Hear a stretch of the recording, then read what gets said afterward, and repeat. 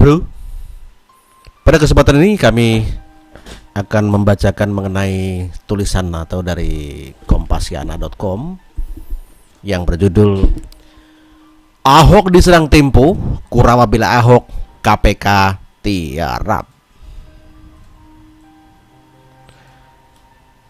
Bagi lawan Ahok, manuver Tempo jelas dipuji. Dugaan lawan Ahok yang selama ini percaya bahwa Tempo adalah media yang condong ke pihak Ahok itu tidak benar dan kini telah berbalik untuk menunjukkan fungsi esensinya, menguak kebenaran. Tempo sudah benar, sudah sadar dan sudah kembali ke wujud aslinya. Jika Ahok benar dibela, namun jika salah dicerca. Namun bagi para pendukung Ahok, alibi bahwa Tempo sudah mulai sadar kembali netral terus menyisakan pertanyaan. Publik semakin penasaran ketika Ahok membantah temuan Tempo itu. Ahok yang sebelumnya cukup mesra dengan media Tempo, namun kini sejak Tempo berbalik arah, Ahok menjadi alergi dan marah besar mendengar nama Tempo. Bahkan Ahok secara terang-terangan mencap Tempo telah menfitnah dirinya dan berencana menggugatnya di pengadilan, sampai sekarang belum dilaporkan. Jika Ahok marah kepada Tempo, jelas publik menafsirkannya sebagai suatu hal yang wajar, apalagi jika Ahok salah. Namun berbaliknya, Tempo secara mendadak dan terus-menerus mengulang-ulang kata barter dan diskresi juga membuat publik bertanya-tanya ada apa yang sebenarnya yang sedang terjadi dengan media Tempo. Penasaran publik itu dicoba dijawab di Twitter oleh salah seorang akun bernama Kurawa. Pemilik akun ini belakangan diketahui bernama Rudy Valensa dan merupakan salah seorang pendukung Ahok. Ahok sendiri mengaku bahwa ia mengenal Rudy sebagai salah seorang big fansnya.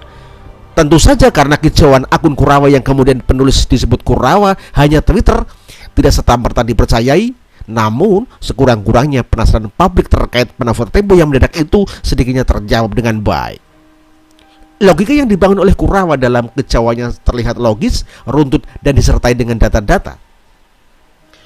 Kurawa sendiri bahkan berani menantang Tempo termasuk berlaga di pengadilan sekalipun.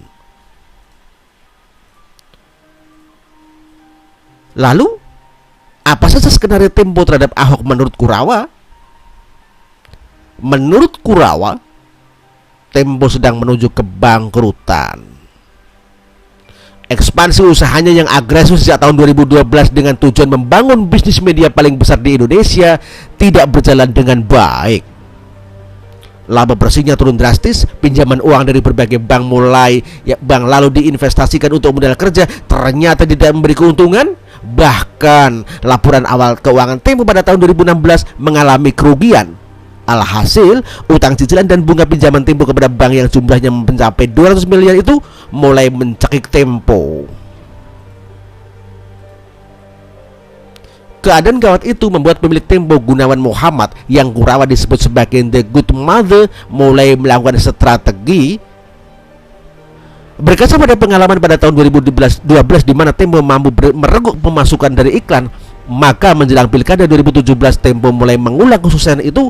Caranya melambungkan puji, jilat incumbent setinggi-tingginya dan terus beberkan propaganda positif terhadap Ahok sebagai pejabat gubernur incumbent.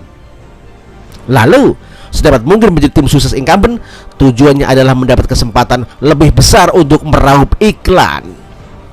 Selain itu, ada peluang sang incumbent akan membayar program riset, survei, dan seterusnya. Jika skenario itu berhasil, maka bisa menyelamatkan keuangan Tempo untuk sementara.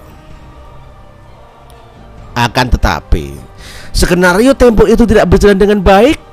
Ahok, sang incumbent, tidak mengajukan gelagat Tempo dan proposal risetnya. Bagi Ahok, jika Anda mendukung saya, dukunglah tanpa embel-embel. Namun karena Tempo butuh gizi untuk mencegah dirinya dari kebangkrutan, lalu berpatokan pada ungkapan lama bahwa tidak ada makan siang gratis, akibatnya karena Ahok terus mengacukan Tempo, Tempo pun mulai menyerang Ahok dengan mencoleknya dengan tujuan agar memperhatikan Tempo. Koran Tempo pada tanggal 11 Mei 2016 pun mulai menyerang Ahok lewat koran Tempo dengan headline Agung Podomoro seret Ahok, hasilnya Bukannya Ahok menjadi takluk dan bertekuk lutut, Ahok malah parah dan berbalik menentang Tempo yang telah menfitnah dirinya. Akibatnya, Tempo yang sudah setengah basah sekarang all out menyerang penentang Ahok. Sekarang all out menjadi penentang Ahok. Jika tujuan pertama Tempo gagal, maka Tempo mulai mewujudkan plan B. Tempo akan mencoba memancing lawan Ahok untuk menggunakan jasa Tempo dan memberinya gizi yang cukup untuk menyerang Ahok. Itulah kurang lebih skenario yang sedang dijalankan oleh Tempo dan dicoba dijelaskan dengan gamblang oleh Kurawa.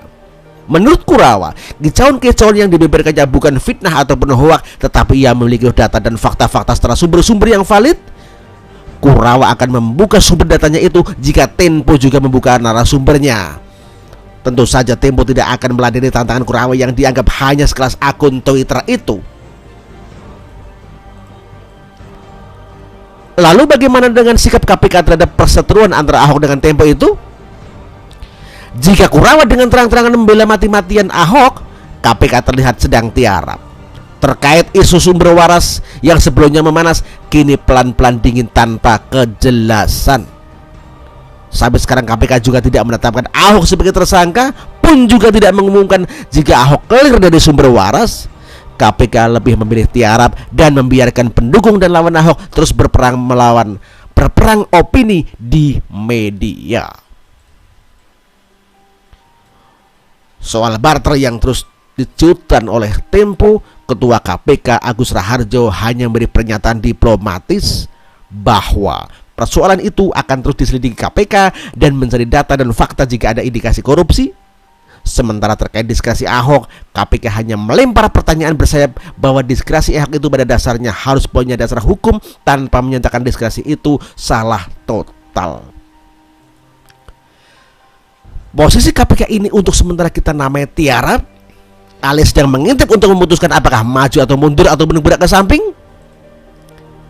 Lalu bagaimana akhir perseteruan antara Ahok vs Tempo dan Tempo vs Kurawa? Mari kita tunggu kelanjutannya. Jadi untuk sementara, ketika Ahok yang sebelumnya dibela Tempo dan sekarang diserang habis-habisan dan sekarang diserang habis-habisnya, pada saat itu publik terus bertanya. Di saat nalar kita bertanya-tanya, maka pada saat itu muncul sang Kurawa mencoba mencerahkan nalar kita bersama. Lalu di saat itu publik mulai tercerahkan, KPK pun mulai memilih tiarap, mungkin bingung alias ragu-ragu. Salam Kompasiana, Asaro Lahagu.